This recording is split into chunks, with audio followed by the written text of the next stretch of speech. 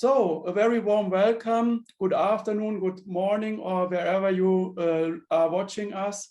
I'm very happy, very proud to maybe able to welcome you to the 5th edition of our Chilean German-Tanzanian Legal Talk, a series of talks which we began in 2020, and the talks always are about topics which we all find very important on all of the involved continents. So we had a lot of talk on human rights, on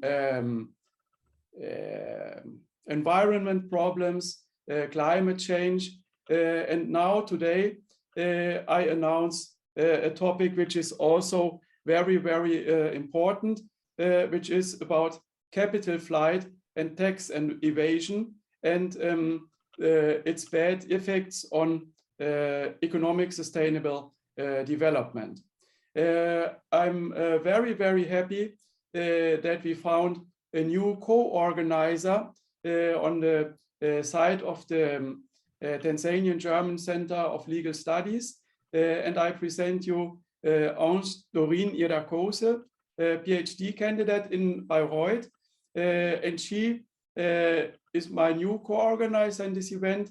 We work very well together. I'm very happy to have her on board, and she will lead us to the event of today. She will be our moderator today. Very welcome again from my side.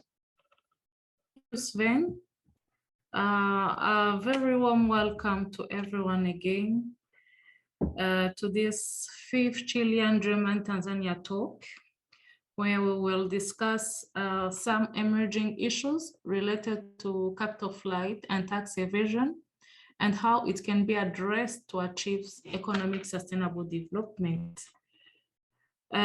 This specific topic has been chosen because developing countries aimed at accelerating economic development have focused on strengthening domestic resource mobilization and attracting more external capital to fill the large financing gaps faced by developing countries. However, illicit export of capital, so-called capital flight, is threatening the whole world. It is mainly include tax evasion, perpetrated by transnational corporations through money laundering and transfer funds derived mainly from bribery, corruption, and criminal activities. So capital flight undermines sustainable development, both direct and indirectly. It depletes domestic savings, depressing capital accumulation, which is the key driver of long-term growth. This is why we chose this particular topic. Before we hear more about our speakers, I would like to welcome Professor Toko Kaime. He's a professor at the University of Bayreuth and the chairperson of the Chair of African Legal Studies at the University of Bayreuth. Welcome, Prof. The floor is yours. Okay, thank you so much, Doreen.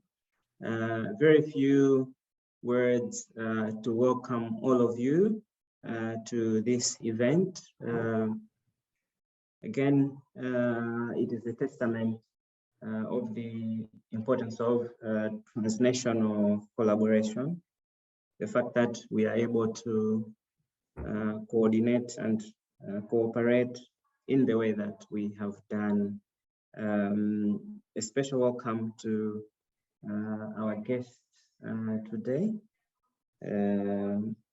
It is an honor to host you, and I'm really happy that you could make the time to share your expertise, but also your passion for these topics with all of us. So with those few words, I would like to say welcome to you and to our participants.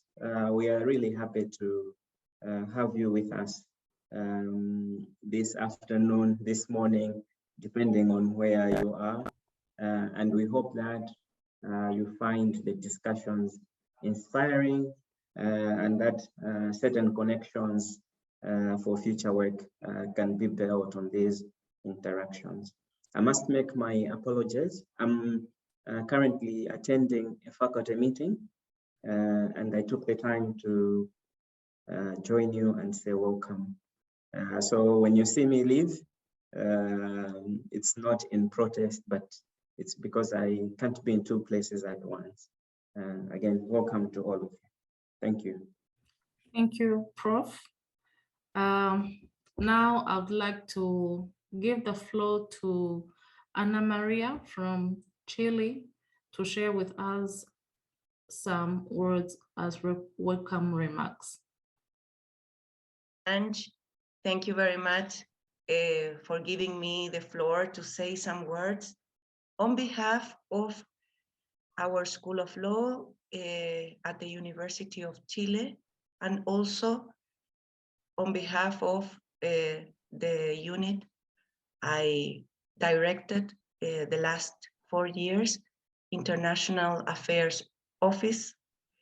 We are, or yes, direction, I don't know.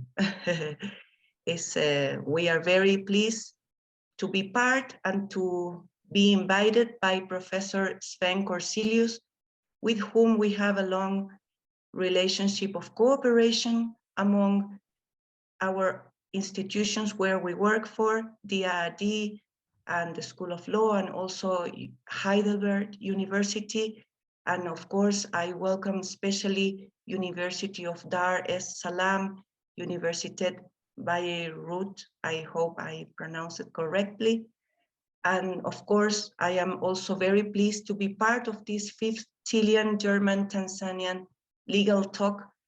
And I think we can also enhance our ties between our regions, Latin America and Africa. I think we share a lot in common. And of course, in education, it's a very good way of improving the well-being of our people and our students and academics. So I think these instances allows to get to know our mutual work, and of course to improve the situation of human rights worldwide. So again, I am very pleased to be part of this meeting, and I will be with you the whole session. Thank you very much to all of you. Thank you as well, Ana Maria, for these introductory words. Now moving ahead to the second part of this talk, I would like to welcome our speakers, and I will start with our first speaker, Dr. Felix Odhiambo. He's a TGCL alumni, and he got his PhD in law from the University of Dar es Salaam in 2021.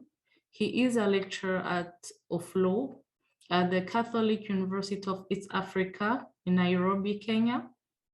He is also an advocate of the High Court of Kenya since 2012, and presently he practices law with the law firm of Jeffet, Kevin, Felix, and Smith Advocate. He's going to share his thought on domestic resource mobilization and the right to development in Kenya and Tanzania. Felix, the floor is yours. If you have a presentation, you can share it with us. And you can, if you don't have any, you can also still proceed. Please welcome. You can unmute yourself and start to talk. Good morning, everybody.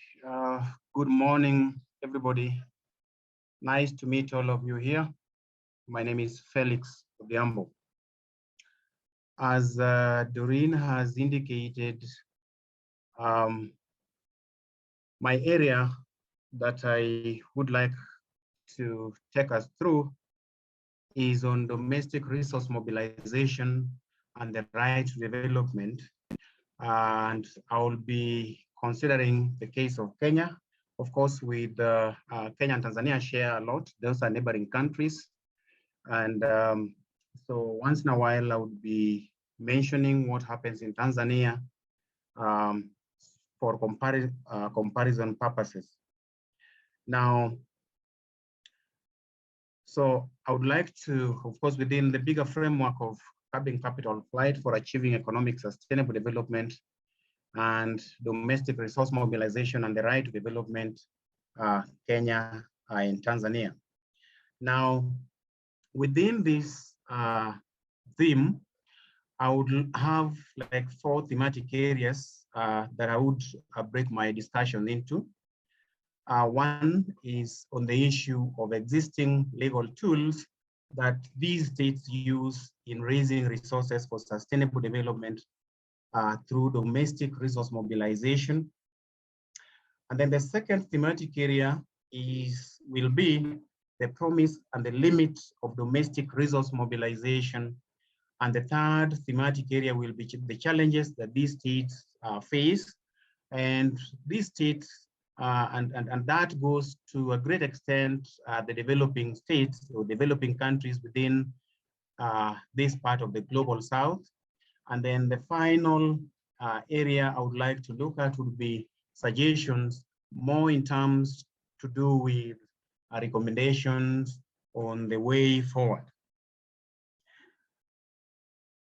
Now, the right to sustainable development, just a background. Now, sustainable development, I would have no better way to look at the question of sustainable development other than the definition that was given to it by the report of the World Commission on Environment and Development, Our Common Future. That is what is commonly referred to as the Brundtland Commission report. And the report defines sustainable development as development that meets the needs of the present generation without in any way compromising the developmental needs of future generations. In other words, development that has got intergenerational equity.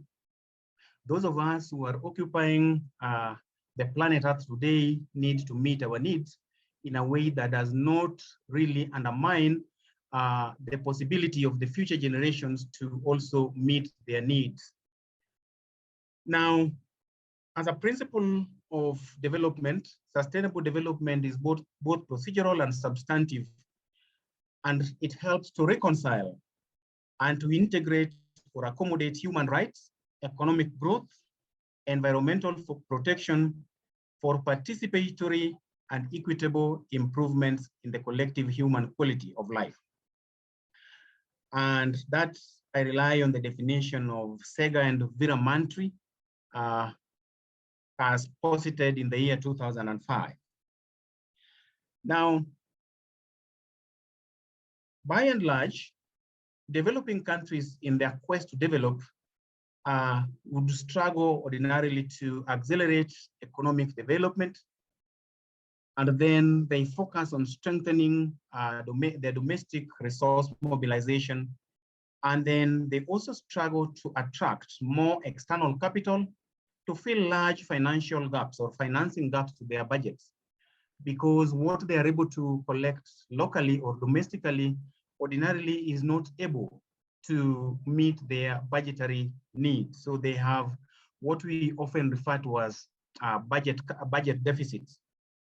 So there's always the need to fill the budget deficits through by attracting either loans from the international institutions or from or grants from other international partners and so on and so forth. But while this is happening, because the situation in most of these countries is not what you describe as being sufficient. So there is always the struggle. The struggle for these countries to meet these three needs is usually impeded by illicit capital flight. And capital flight, from my discussion, would be limited to the illegal capital flight, because capital flight has got the two facets: the illegal capital flight and the legal capital flight. That capital flight which is ordinarily permitted by the states. So my discussion would look at the illegal aspects of capital flight. And I will not belabor at the issue of definition of capital flight. Those will be addressed by a number of speakers, I believe, speakers who are coming after me. But some of the components of capital flight include tax evasion and tax avoidance. In my jurisdiction, tax evasion is a criminal offense. Tax avoidance is lawful. You also have issues such as money laundering, which is a very, very prevalent problem globally today, especially with the issue of globalization. You have the issue of corruption, and you have criminal activities like drug trafficking, trafficking of wildlife trophies, wanton theft and looting of the global south's natural resources like minerals, petroleum resources, and living marine resources by the distant fishing nations. Now, which then takes me now to the issue of, with these kinds of challenges, then the question we would then pose is, what next, or what is it that these governments should do, or the governments in the developing countries within the global south ought to do in order to at least address the problems in question. Now, each of these governments should have a responsibility to establish legal and regulatory frameworks, as well as institutions that would help to deal with the problem of capital flight, the problems of capital flight and the different components that we have just looked at a short while ago.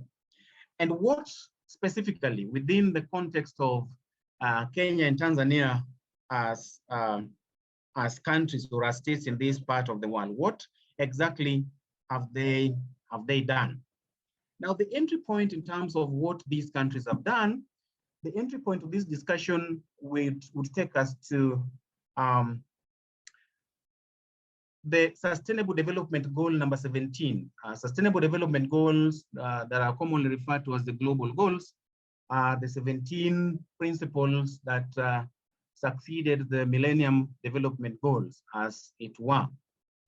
When you come to Sustainable Development Goal number 17, this development goal, SDG goal, requires states to strengthen the means of implementation and revitalization of global partnership for sustainable development.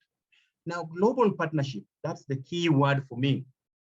So global partnership can be done at different levels. It can be done bilaterally between two various states. It can be done regionally, so that you have, like in our context, so now in the context of Kenya and Tanzania, bilaterally, you have a number of bilateral agreements between Kenya and Tanzania that just affect the two of them. And then regionally, you have the context of regional integration. You have the East African Community, which is a regional bloc that presently has got 7 states, including Kenya, Tanzania, Uganda, South Sudan, Rwanda, Burundi, and there is the recent member which just succeeded about a month ago, the Democratic Republic of Congo. So this region has got about in excess of 300 million, a market of about 300 million people. Now, and then when you look at target number 1 of target number 1 under SDG Goal 17, it encourages states to strengthen domestic resource mobilization, including through international support to developing countries to improve domestic capacity for tax and other revenue collection. Again, the issue of international cooperation or partnerships, partnerships become very, very critical. But more importantly, domestic resource mobilization is at the core, because at the end of the day, much of what finances your budget should be domestically generated. Now, the main domestic resource mobilization mechanisms for Kenya and Tanzania is taxation, and internal borrowing. Internal borrowing by the government, these governments from the local financial institutions, basically local financial institutions as well as taxation. So these are the two main ways through which these countries generate their local resources or mobilize local resources that finance their budgets. And then the question then would be, what has Kenya and Tanzania done, or how has Kenya and Tanzania implemented SDG goal 17? Now, these two countries have enacted a number of tax and revenue related legislation, that is domestically municipal laws. So for example, administratively, in Tanzania, you have the Tanzania Revenue Authority, the TRA, which is the administrative body that is in charge of collection of taxes within the United Republic of Tanzania. Similarly, Kenya has got the KRA Act, the Kenya Revenue Authority Act, again, which is the administrative body that oversees the collection of government revenue through taxes. Of course, you also have income taxes, acts that deal with income taxes, value-added tax, and so on and so forth. But also more importantly, because taxation is usually an area that is fraught with a lot of disputes, then it has also made these countries to also invest in dispute resolution mechanism. Quite importantly, in Kenya, for example, you have an act of parliament called the Tax Appeals Tribunal, which is the first point of call whenever a taxpayer is in dispute with the Kenya Revenue Authority for purposes of how much the taxpayer is required to pay. Then you are required to, first of all, approach the Tax Appeals Tribunal. So that is the first point of call. So for purposes of dispute resolution between the taxpayer and the Kenya Revenue Authority, if there's a dispute, then that is where you start from. And of course, Tanzania also, I believe, has got a similar provision. Also, because we have also mentioned that one of the salient components of capital flight is the issue of money laundering. Kenya enacted, in 2009, Kenya enacted an act of parliament called the Proceeds of Crime and Anti-Money Laundering Act, 2009, which is commonly referred to as the POCAMLA Act. Now, this is supposed to enable Kenya meet its international obligations in terms of dealing with the problem of money laundering that is very prevalent, not just within this region, but by and large, globally. Then, of course, there is the establishment, both countries have established judiciary as an arm, one of the three arms of government, as a dispute resolution mechanism. So once tax disputes arise, then they can always find their way into the mainstream judicial institutions within those two countries. Then the problem of tax evasion and money laundering as well requires very strong transfer pricing mechanism. So Kenya, for example, within the KRA, Kenya Revenue Authority has got one of the departments of Kenya Revenue Authority is known as the transfer pricing section. So the transfer pricing section deals with, a lot of monies that states lose through what you call the tax havens, where business transactions are undertaken within the jurisdiction of, let's say, Kenya or Tanzania, but then the profits or the particular transactions that are relating to now the exchange, the contractual engagements and the exchange of the financial considerations are undertaken within what you call the tax havens. So Kenya has got a very strong transfer pricing section within the Kenya Revenue Authority that at least addresses its mind to the challenges of money laundering, and especially in the context of transfer pricing.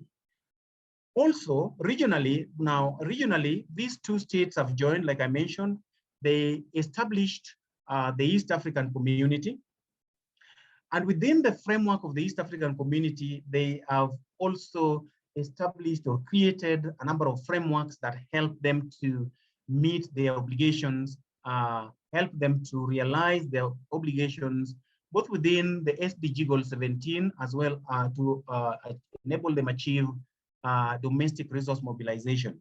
So for instance, in that regard, Kenya, these East African community countries enacted what you call the East African Community Customs Management Act of 2004.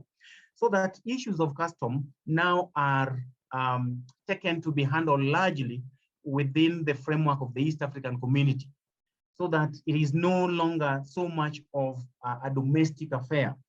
And to help them, to help operationalize the act, there is the East African Community Customs Management Regulations, and then the East African Customs Union. So these three are very important frameworks that help these states in one way or the other building their capacities towards mobilizing resources domestically that help them to finance their budgets. And of course, you also have institutionally, you also have the East African Court of Justice, which is also a judicial institution within the EAC framework. Now, internationally, because as you remember, we have said under part 1 of Goal 17, there is also the issue of international support. So international support that comes in for these countries for purposes of especially dealing with their budget deficits, to a great extent come from one of the areas that these come from include, for example, the Bretton Woods institution, World Bank, and the IMF, which play a key role in stabilizing the fiscal policies, not just of Kenya and Tanzania, but of most states this part of the global south. Now, and then, of course, you also have other bilateral, multilateral financing, loan, or grants from other states or international institutions as well. Also within that category, you also have what you call the African Development Bank, which also plays a very critical role, which is an institution within the African Union framework, and it plays a critical role in helping African states finance their budget needs. Then the question of the issue of the promise of domestic and the limit of domestic resource mobilization. So where is the promise? For me, I've looked at the word promise, or I've looked at this from the perspective of where is the hope, or what makes the future of domestic resource mobilization within Kenya and Tanzania something to look up to. Now, there is indications are that there is both countries have economies that are expanding very phenomenally.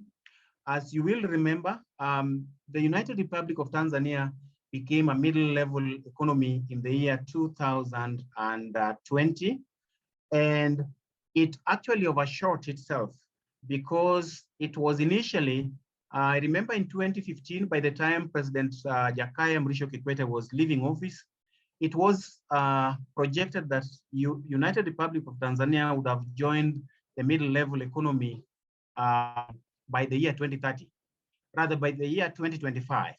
But then it was able to achieve that feat by the year 2020. So 5 years earlier than had been projected. And that points to a promise of economic activity, a high economic activity that should enable United Republic of Tanzania ultimately within the years to come, be able to meet much of its domestic resources that it requires for its budget. Similarly, Kenya joined the mid-level economy about 10 years ago. And today Kenya sits at position 6 with position 6 in Africa with a GDP in the year 2021, the GDP of Kenya was 109.8 billion US dollars. That of Tanzania, which Tanzania sits at position 10 in Africa, is at 70.28 billion US dollars. So this therefore makes with such an active or hyperactive economic activity, there is hope that these countries are going to be able to meet their domestic resource needs, resource mobilization needs within not a very long time. But even then, as we look at the hope, then the question is, what is it that has impeded these two countries from at least achieving, or what is it that will impact, will kind of interfere with their ability to meet these aspirations within the timelines that are expected?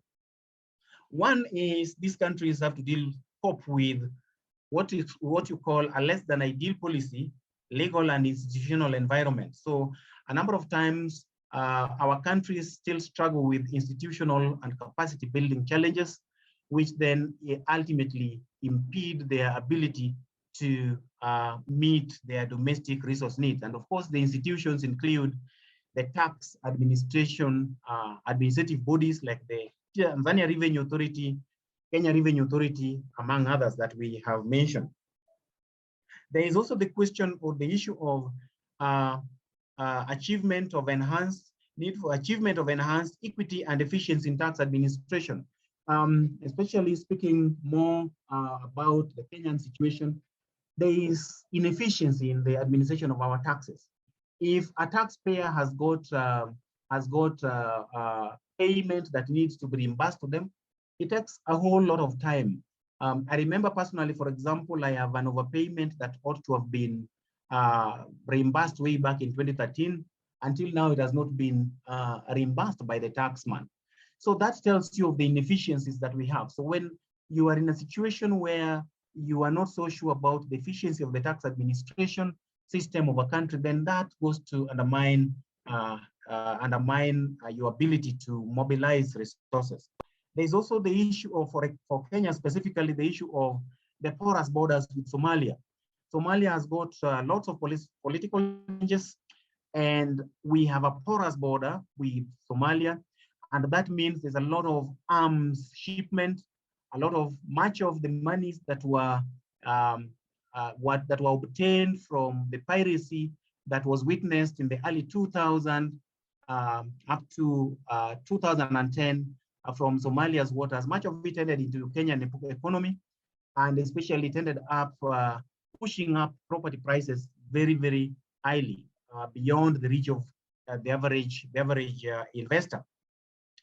And of course, the issue of Somalia again brings the problem of exploitation of living marine resources within the Indian Ocean.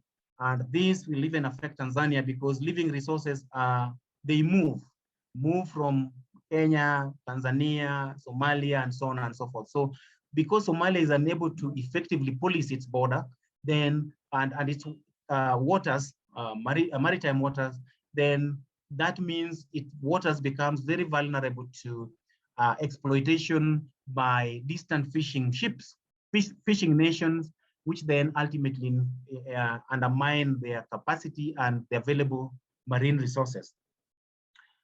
You also have economic vulnerabilities that come from political activities.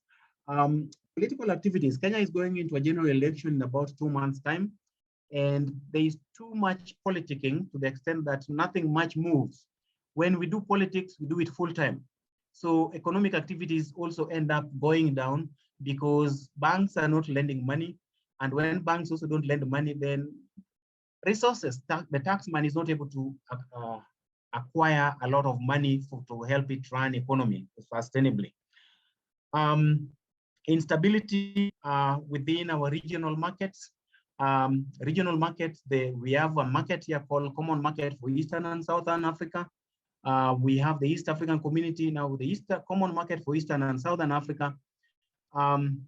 We have the dynamic of the issue of Tanzania being in COMESA, rather pulling out of COMESA, joining SADC, and then of course that has the effect of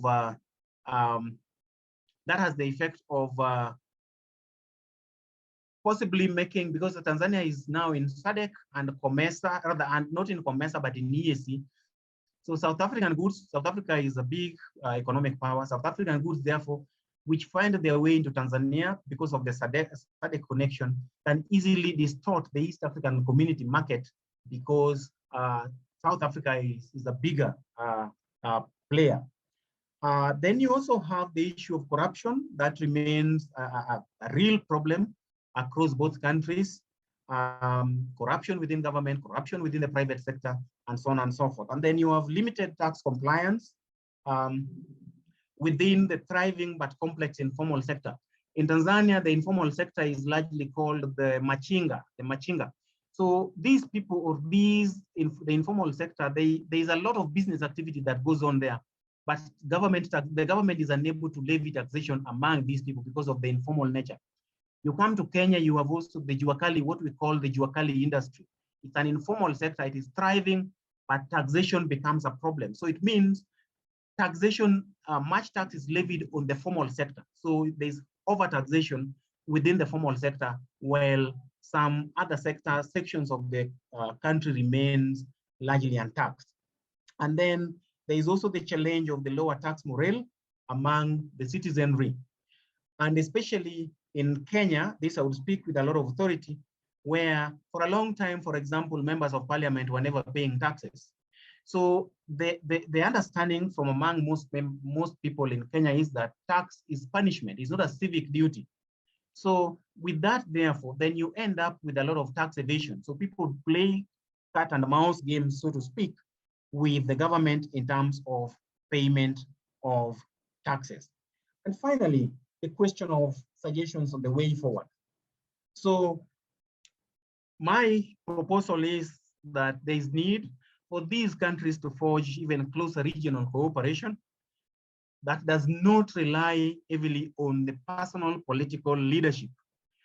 To a great extent, the nature of relationship that these countries have largely is determined by the personality of especially the presidency.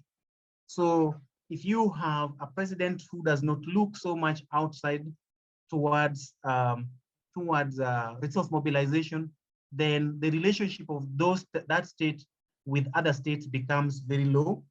And then you have the issue of enhanced public education and awareness for members of the public to appreciate that payment of taxes is a civic duty and not some form of punishment. And then there is the issue of need for enhanced institutional capacity building for the criminal justice system, tax administration bodies such as the Tanzania Revenue Authority and the Kenya Revenue Authority. And there is also need for what you call aspiration for long-term regional political stability. The political instability, by and large, these two countries belong to what you call the Great Lakes region, which is fraught with a lot of political instability. And that undermines the ability to collect resources, to mobilize resources for financing your economies. And finally, enhanced leadership and integrity within our political space. So the issues of corruption, we need to have this now about value systems into our leadership. And that really, or that basically brings me to the end of my presentation. Ladies and gentlemen, I thank you so much. Thank you very much, Felix. Very insightful presentation. My take is that though both countries, Kenya and Tanzania, are trying to meet the development promise through domestic resource mobilization, they still have some challenges and mainly linked to weak policy, legal and institutional framework. Thank you very much. I would like to ask our attendees to keep sharing their questions in the Q&A session, and the speakers will address them. Our second speaker is Prof. Dr. Jorge Atria. He has a PhD from the Freie Universität Berlin where he investigated justifications for tax non-compliance among the Chilean elite. He is a professor at the Department of Sociology, Diego Portal University, and associate researcher at Center for Social Conflict and Cohesion Studies. He's going to talk about legalism and creativity, and especially tax non-compliance in the eyes of the economic elite. Professor, the floor is yours. You can unmute yourself and share your thought. Thank you. Perfect. Thank you very much. Thank you very much for all people involved in the organization of this amazing event. So I will present some insights of my research related to tax non-compliance and in general taxation in the eyes of the elite using a sociological approach. And to begin with, I would like to give some information regarding the problem of tax non-compliance in Latin America. So unlike other regions, it's important to know that Latin American tax systems have a distinctive and historical tax profile. The tax systems in Latin America are characterized by low tax revenue collection, a higher incidence of regressive taxes and mechanisms, little redistribution, and poor compliance. And furthermore, Latin America is an example of the trade-off that represents fiscal havens in modern economy. On one hand, several Latin American countries lost an important percentage of tax revenue due to capital flight to tax havens. On the other hand, more than 10 regional countries benefit from low or zero tax regimes and therefore increase the corporate tax revenue to the detriment of other countries, also in Latin America. So the coexistence of winners and losers show the absence of regional coordination and the problems of tax competition.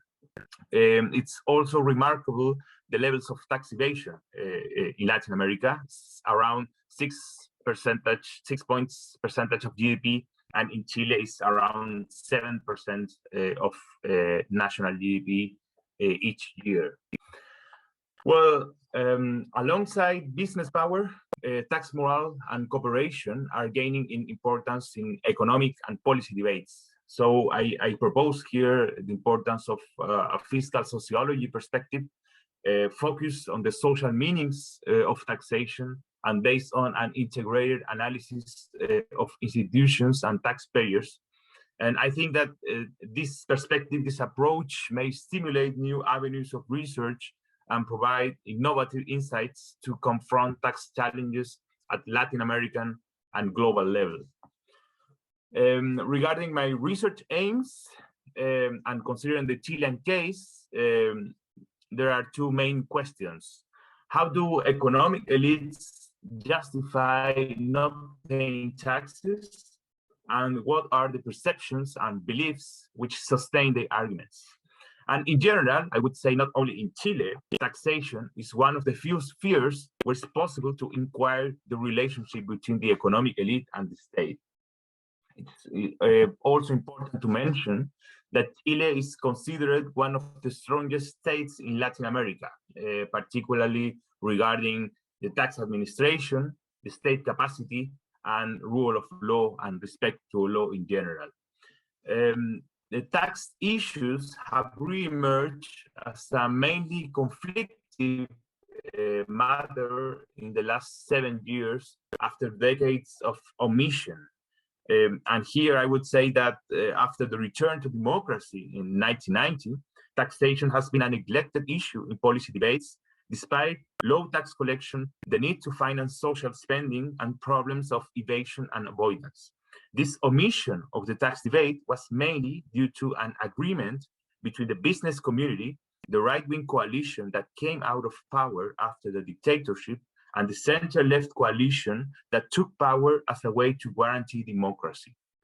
In the last decade, Massive social demonstrations in Chile demanding the reduction of inequality and the financing of broader social policies have drawn attention to tax injustice, leading to the discussion of several reforms that address the tax burden and tax structure, as well as problems of tax non-compliance in some groups of taxpayers.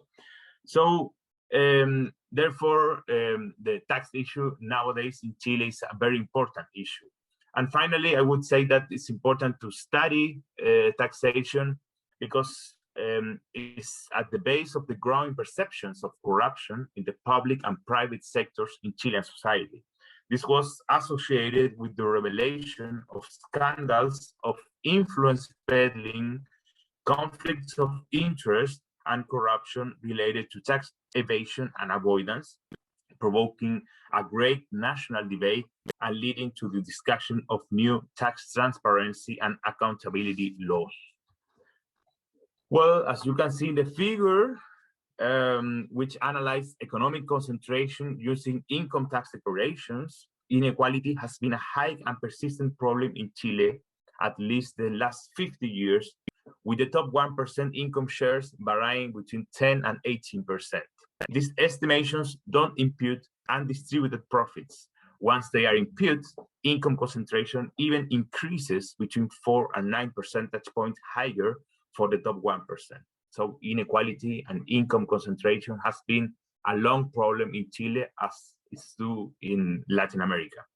Chile has also low levels of redistribution, partly explained by the weak redistributive effects of the tax system and low social spending. The tax system is slightly regressive. The two main taxes are income tax. Regressivity is verified in effective tax rates. The poorest 40% and the richest 10% of the Chilean population pay around 15% of their income in taxes. Regressivity affects especially the income tax and is explained by tax exemptions and benefits that increase inefficiency and facilitate non-compliance. Regarding tax compliance, income tax evasion in Chile is much higher than VAT evasion. Some estimations show that income tax evasion reaches around 34%, whereas VAT evasion currently reaches 19%.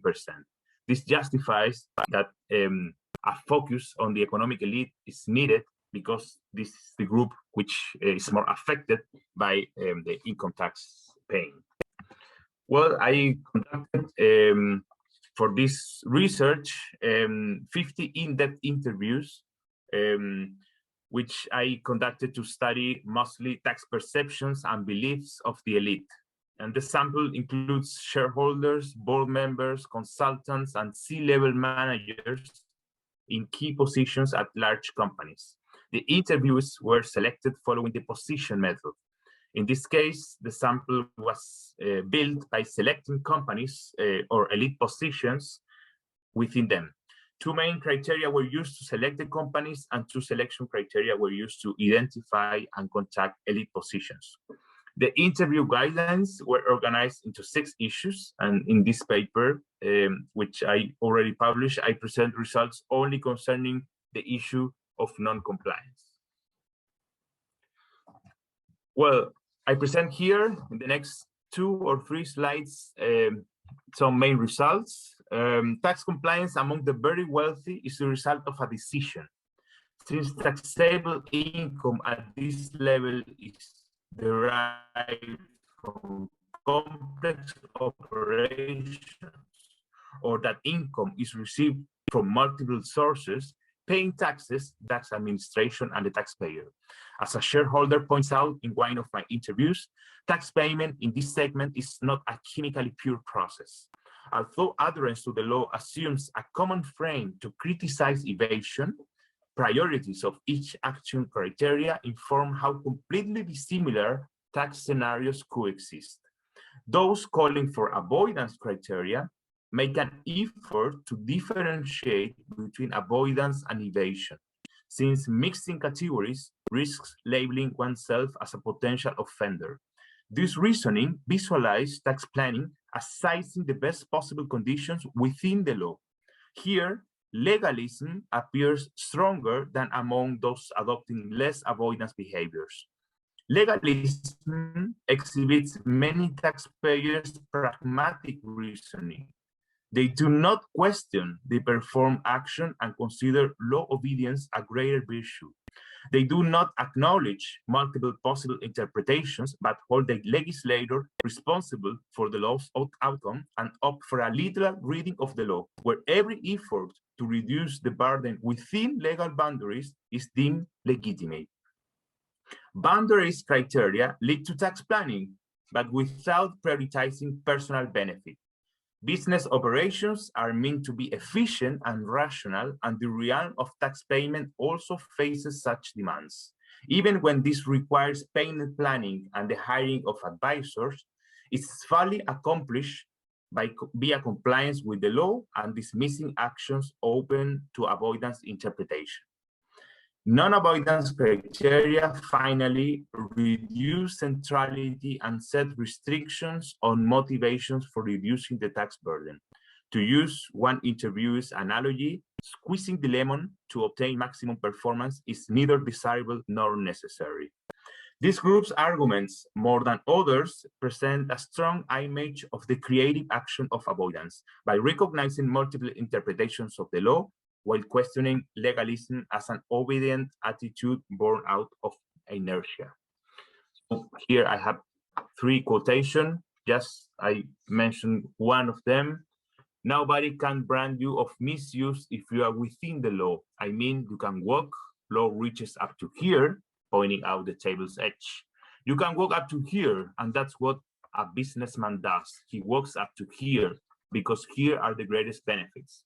Some of us are not such perfectionists and will walk up to here, further in from the table's edge, and others walk up to here and make no use of it. Although the interview's justification combine miscellaneous explanations, not all of them are supported by the same logic.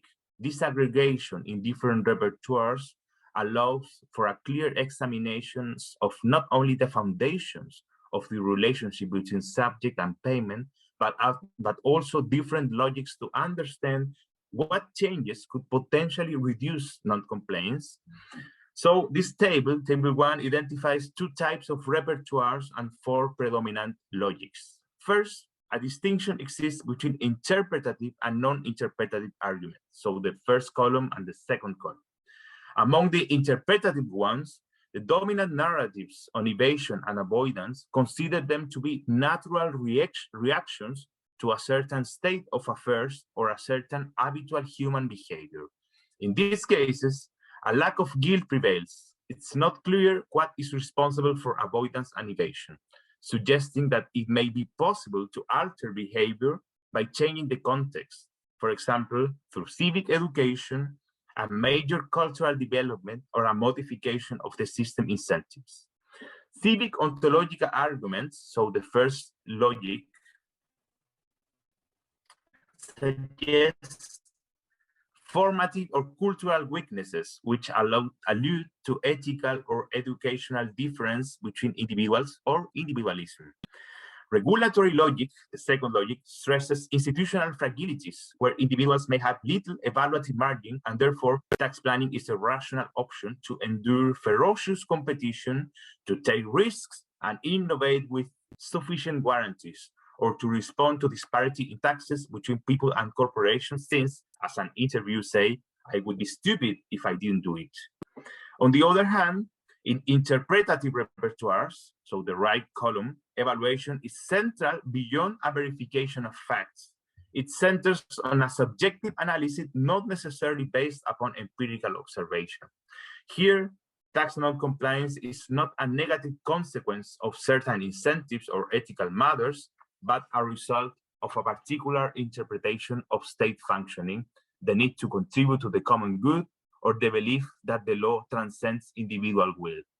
Interpretative repertoire suggests that evasion and avoidance behavior will not necessarily change, even if the system's incentives or taxpayers' education do, since they might persist as narratives protected by common sense, which implies that solid proof would not be needed to uphold two predominant logics of action, a compensatory one and an affirmative one.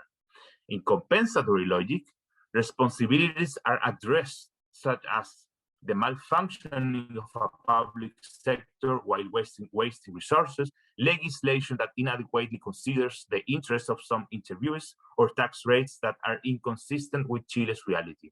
Hence, in order to correct this imbalance, personal actions are modified to compensate for the system failures. Finally, the affirmative logic is the only one that positively justifies non-compliance, since it indicates that rather than being an anomaly, tax planning is actually productive for the country, as untaxed money ultimately results in growth and wealth. So, some slides regarding discussion and policy implications. One of the main aspects to discuss based on this finding is that non-compliance involves specific attitudes and dispositions. Elites have different tax behaviors as the rest of citizens do. These particular attitudes and dispositions imply that a specific strategy of compliance is displayed. Following the work of Doreen McBarnett, this is called creative compliance. And the essence of creative compliance lies within the possibility of defining compliance as perfectly legal, while simultaneously avoiding the expected law effect. Hence, the problem is understood as legal avoidance. And legal avoidance implies an active legal work.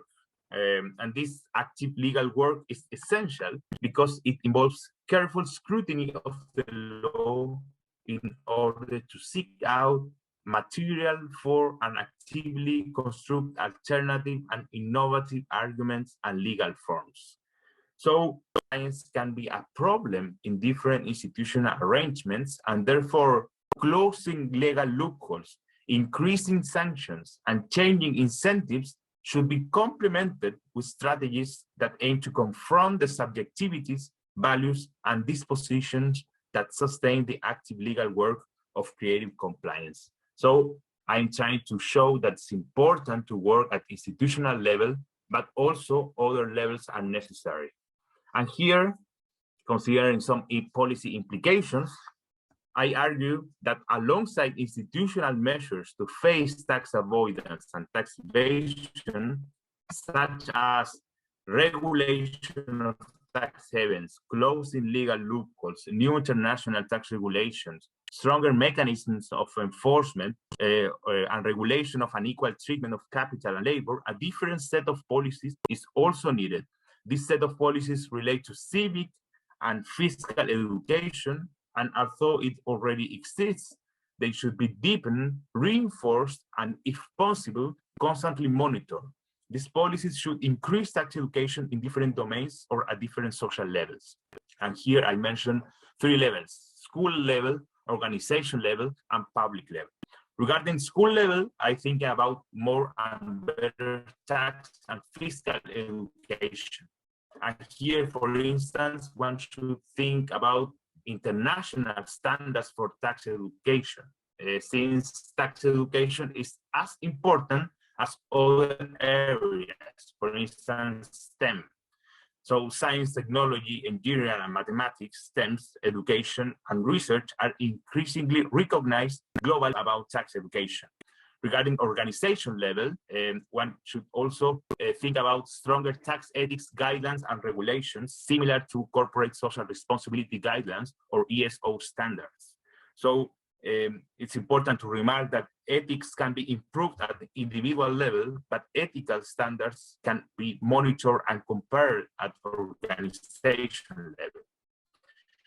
So, as well as tax consulting companies, one should think about tax education consulting companies and the requirement of accumulate to initiate or innovate with new business ideas.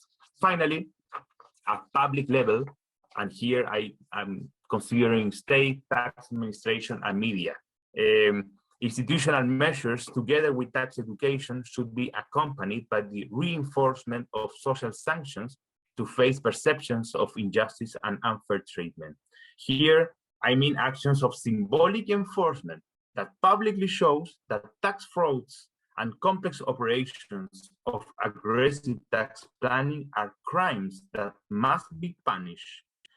Finally, tax non-compliance by sanctioning evasion and showing lower tolerance to tax avoidance should be justified not only in terms of economic efficiency and the need of broader welfare policy, but also in terms of the renewal of the notion of citizenship, specifically cooperating citizenship and cooperating taxpayers.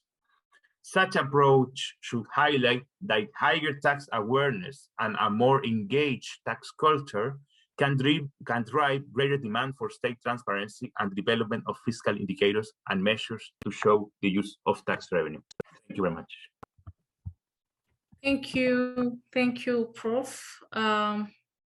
Very insightful indeed. In brief, you've talked about the current state of affairs of tax non-compliance in Latin America by narrowing down to the Chilean case. Thank you so much. And now we are going to listen to our last presentation that will be given by Mr. Isaac Abote. He is a PhD candidate in Big Sus and a junior fellow as well in Big Sus, and also in the Africa Multiple Cluster of Excellence. His research is mainly about monetary and economic sovereignty in West Africa, and his main focus is on the political economy of money and finance in post-colonial Ghana. Isaac is going to share his thought on the links between the ownership of the banking system and capital flight. Isaac, the floor is yours. Kindly share your presentation. Thank you very much, Doreen. As a young scholar still trying to make sense of the complex African political economy, I find it really as an honor to join in the conversation about capital flight, especially on this day of African unity, the 25th of May. I'd like to briefly talk about the links between the ownership composition of the banking system and capital flight, a relationship that is crucial to sustainable development, however defined. This is spanning from the fact that within the research group that I work, the group on monetary and economic sovereignty, where I work with Kai Kodonbrek, our leader, and Carla and Caroline, we look at how West African governments since independence have financed their development. And Felix earlier talked about national resource mobilization. In this way, I like to think that the way we define capital flight is at the heart of the role of the banking system. The dominant conception, which Doreen talked about earlier and Felix emphasized, is that of illicit financial flows, mainly the embezzlement and illegal export of foreign exchange, under invoicing and over invoicing of imports, and all of the others that have been mentioned. But a broader view, which would look at the movement or the flight of largely productive resources out of Africa, I think is very important to understanding the nature of the damage that capital flight has done in the continent. However, whatever way that you look at it, the figures on capital flight is staggering. Leonce Dikumana and boys who have done a lot of work on this recently in their book on the trail of capital flight, they talk about, about $2 trillion since the 1970s. But that figure even goes up if you add the interest payments on the cumulative outflows. But a broader view, I think, allows us to look at the varied ways in which capital leaves the continent. That then captures the role of global finance capitalism, because the dominant view has appeared to blame African leaders mostly for corruption reasons, but we ignore the role of the global finance system in facilitating capital flight. Many African countries have a banking system that is foreign dominated. We have Barclays Bank, now Absa banks in many West African countries, Standard Chartered Bank, and a lot of other banks. Even in countries like South Africa and Nigeria, where the banking system appears to be locally owned, there's also a question of even the real owners or shareholders of these banks. Mostly their ownership can be concealed. I mean, foreign ownership can be concealed by separating legal and beneficiary ownerships. There's also complex ownership structures. But overall, most banks banking systems in Africa are foreign dominated. Now, the relationship between foreign banks and capital flight has rarely been given much attention. Of course, a few others like Isabella Massa have tried to work on this and have demonstrated that there is a positive link between the presence of foreign banks and capital flight in African countries. The first part of it, which has already been talked about mostly, is aiding the outflows of illicit resources, financial resources mostly. And this is because there's a weak regulatory framework in the banking system that we find in Africa. But more importantly, what I am particularly interested in is the nature of the business of foreign banks in Africa. Rather than creating domestic credit for development, lending, for instance, to small-scale and medium enterprises, the focus usually is to invest in extractive activities, and the proceeds from these investments are then repatriated. So practically, foreign banks are not focused on domestic-oriented development. The goal is to increase shareholder value and repatriate the profit to the mostly foreign shareholders. This, if you look at it from the broader perspective, is a form of capital flight. It's productive resources that could have fueled development domestically, leaving the continent. And this is something that we have to look at beyond the popular narratives about illegal outflows. Briefly, what can we do? I mean, or what can African governments do about the banking system? I think that for those foreign banks that facilitate this form of flight of capital, there has to be statutory regulations regarding basically capital controls, how much of profit or generated revenue can leave the countries. Beyond deterring foreign banks, if you have to encourage the domestic banking system, I think governments have to put in place a policy or policies that sort of incentivize the local ownership of the banking system. Banks that are a lot more developmental could receive tax reliefs. Perhaps governments could contribute to lowering the interest rates, benefiting both the banking system as well as the citizens. In doing this effectively, we are encouraging much more domestic control of the banking system, and that could be crucial to retaining the resources that we need within the continent for any claim to sustainable development. So I briefly would say that these are my comments regarding. Thank you.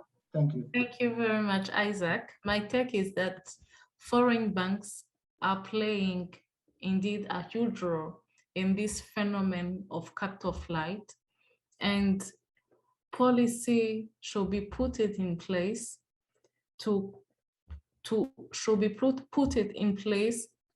to have a strong domestic control on the banking system or at a domestic level. Thank you very much. So with that, we will go ahead and take some time for questions. If you want to talk or if you want to share any comments, please raise your hand and we will give you some few times to share your thought. I'm going to check in the chat box whether there is any question already asked. But meanwhile, I would like to ask to Felix. Felix, to what extent public engagement should be considered in terms of domestic mobilization to advance sustainable development by countries?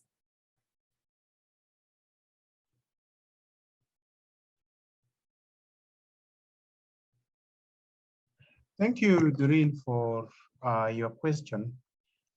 Public engagements are critical.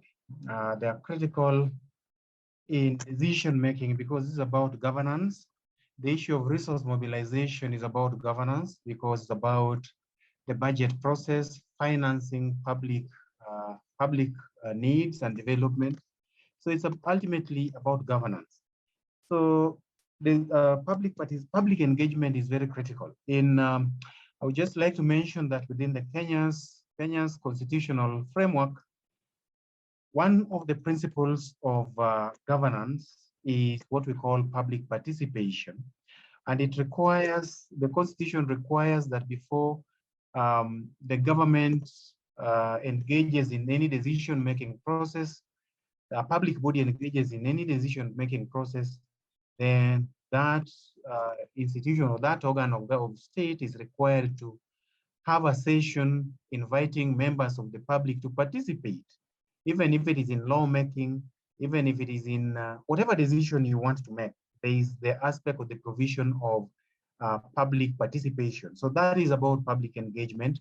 So it's very critical because it helps to temper, helps the state to come up with the decisions that can be owned by the citizenry, so that decisions are not made that are not in sync with the expectations of the citizenry generally.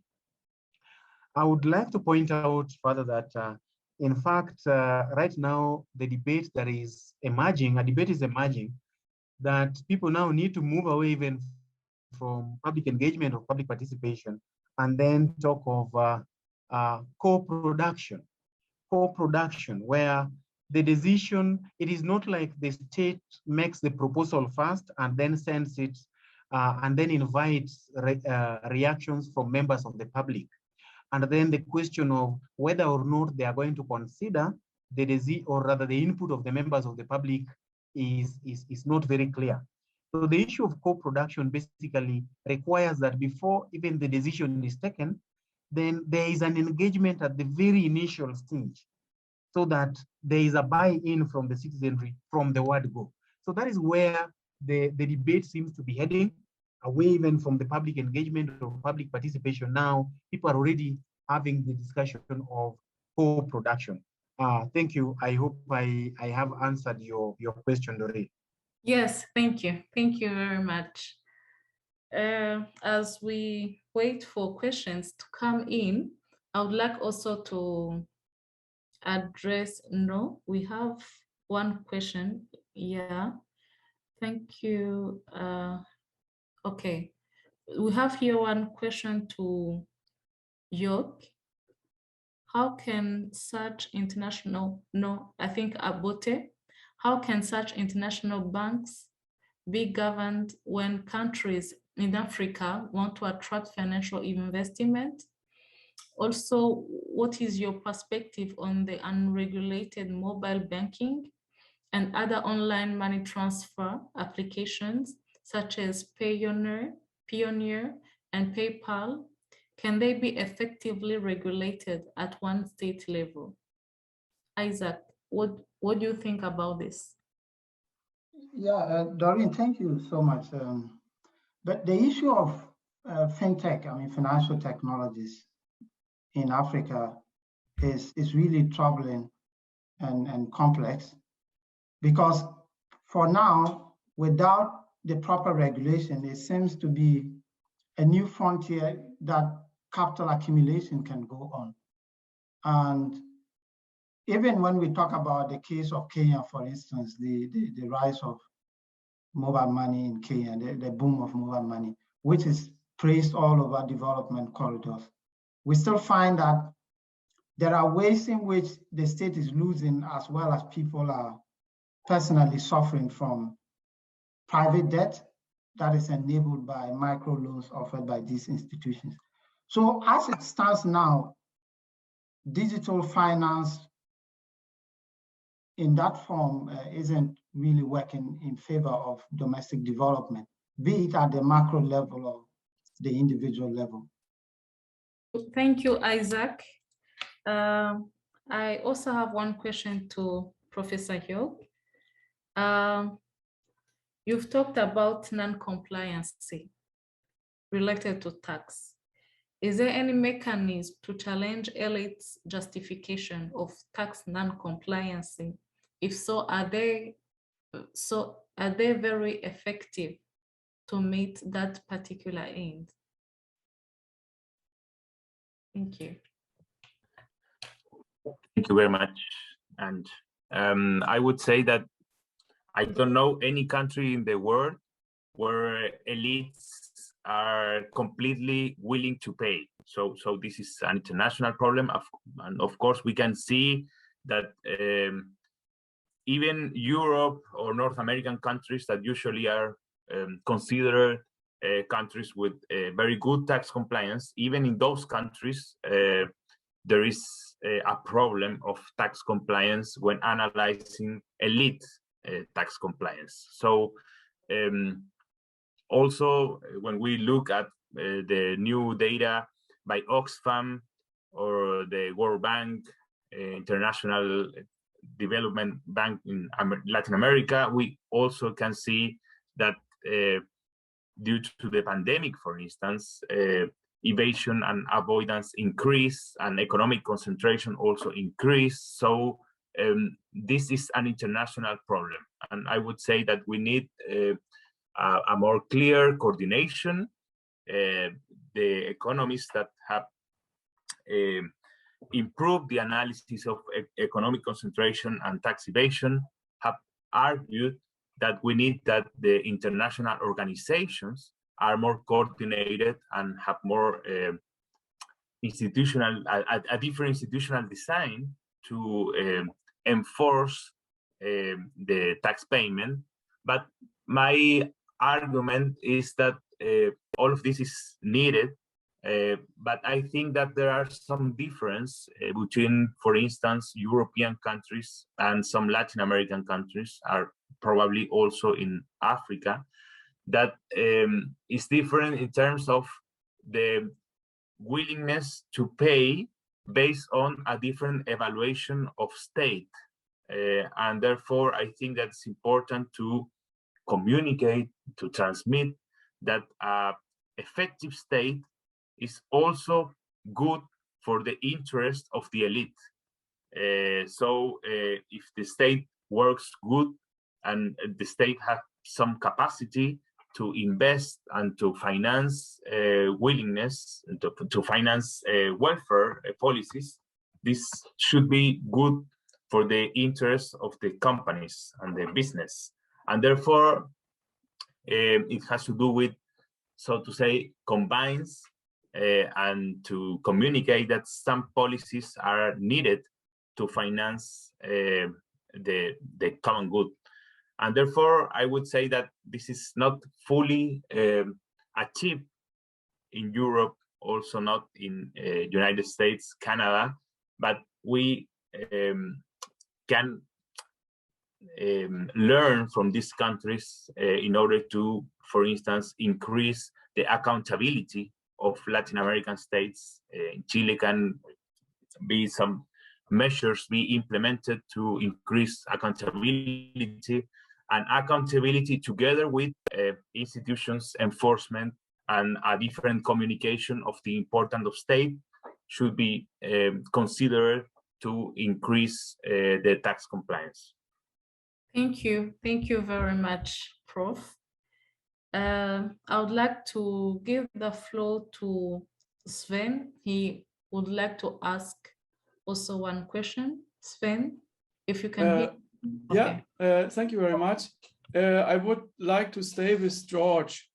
And my question, I'm afraid, is very much more small scale, but I am very curious about your method, your interviews. How did you construct the interview situation to trying to get sincere answers?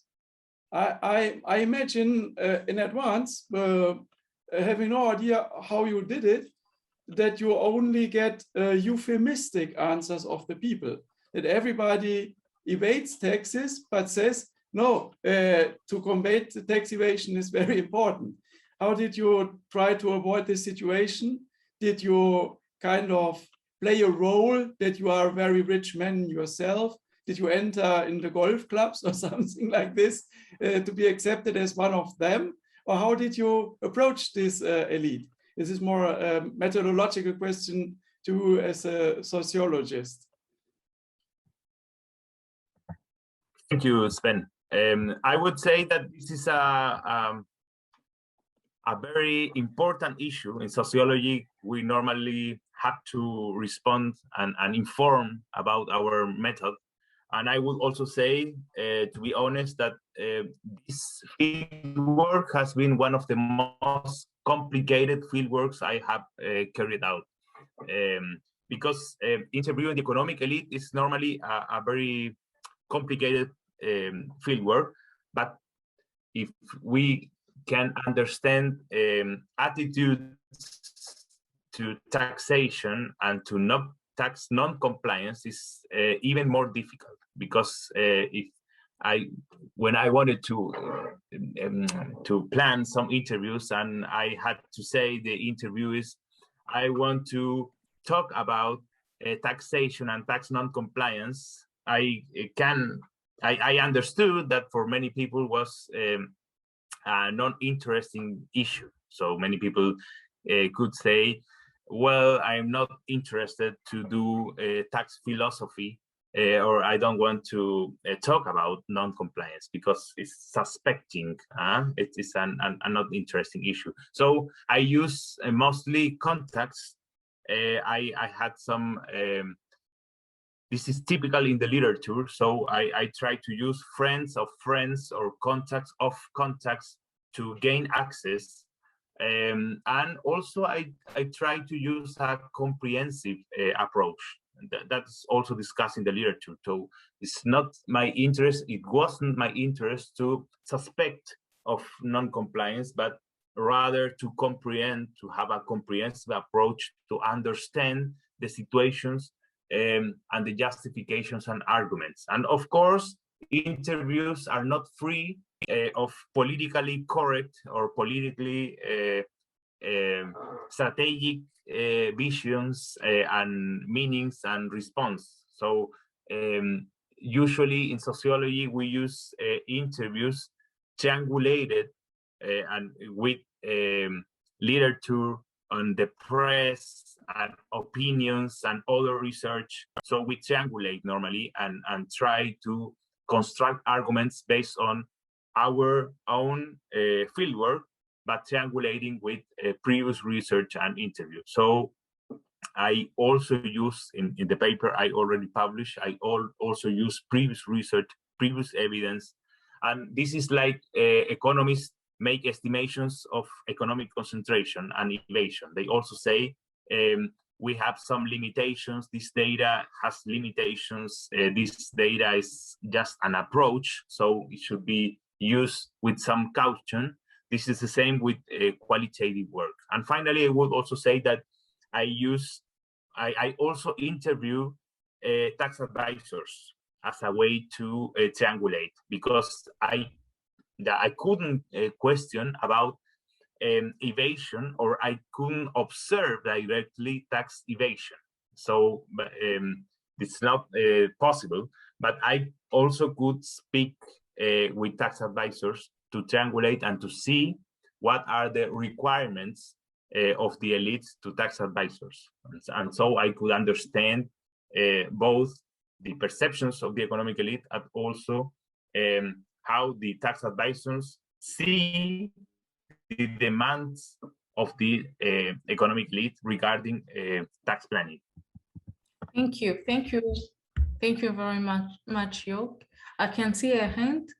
Anna Maria, you can unmute yourself, but kindly use 1 minute if it's possible, because we are running out of time. Thank you. Yeah. Excuse me that I have just maybe a short question to the participants of today, and it is about the relevance and the challenges of the processes of integration in Africa, such as African Regional Economic Community or East African Community. So because Professor Felix Odhiambo referred also specifically to the processes of integration, and I think perhaps, and also Professor Atria referred to the international organization, and there I would like to know the relevance of these regional blocks to improve and to make maybe more harmonized common rules in taxation and in other common policies, such agriculture or commercial exchange, etc. Thank you. That would be my last remark. Thank you. Maybe Felix, as we close, you can just give your thought in 1 minute, please. Thank you and good morning, Anna. I believe you're still in your morning. If I understood you correctly, you asked about the relevance and challenges of regional integration. Did I get it correct? Yes, it was stated like that. Yeah. Thank you. So 2 limbs. One is relevance. They are indeed relevant. We have, for example, we have the East African Community, which presently has 7 members within the region. It is relevant in terms of harmonizing, for example, customs within the region, having a common market protocol, which will enhance trade, which we hope will enhance trade within the region, and of course training. You have an inter-university council of East Africa. So this is about training. This is about transfer of knowledge and expertise.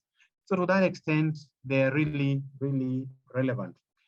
On the limb of challenges, a number of challenges still in here. For example, we have a customs union which is not really operational. By now, we should have had even a common currency, and that is not in place. There is still, the main challenge we have is the operational nature of the EAC is it's intergovernmental. So unlike the EU, which is not intergovernmental, it's an entity by itself, ours is intergovernmental. So to a great extent, you rely on the political goodwill of the individual member states. So if there is no goodwill from one member state, then it undermines the ability of the regional body to undertake the mandate for which it is intended. I thank you. I hope I have answered your question. Yeah, thank you, Felix. Professor Jorge, as we close, you can also give us a last word as you also replied to Anna's question.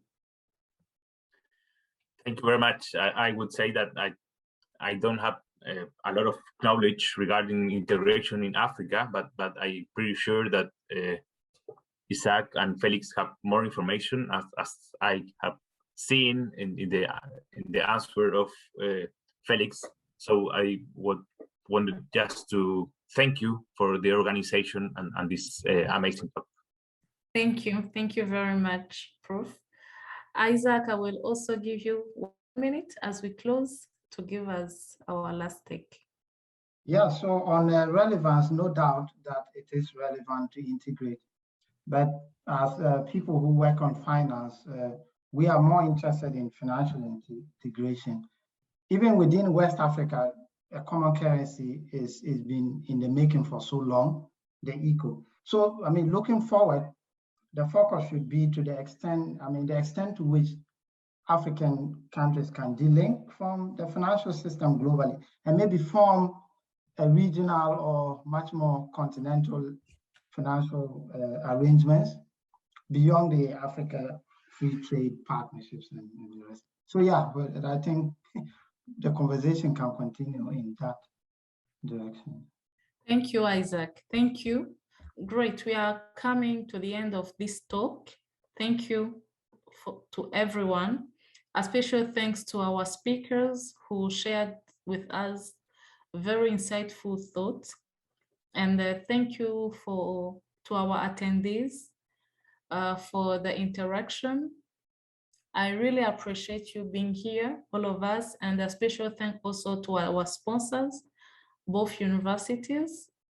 And thank you.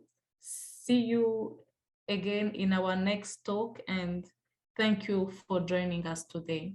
Thank you. Have a good afternoon, morning, or evening, wherever you are. Thank you.